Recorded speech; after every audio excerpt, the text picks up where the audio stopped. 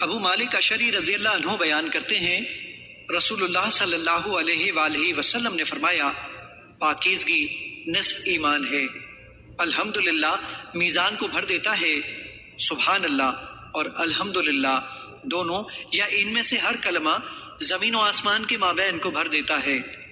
نماز نور ہے، صدقہ برہان ہے، صبر ضیاء ہے، اور قرآن تیرے حق میں یا تیرے خلاف دلیل ہوگا۔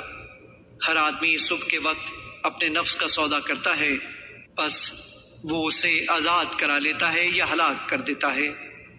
اور ایک اور دوسری روایت میں ہے لا الہ الا اللہ واللہ اکبر زمین و آسمان کے مابین ہر چیز کو بھر دیتے ہیں۔ میں نے یہ روایت صحیحین میں پائی ہے، نہ حمیدی کی کتاب میں اور نہ ہی الجامع میں، لیکن دارمی نے اسے سبحان اللہ والحمدللہ کے بدلے ذکر کیا ہے۔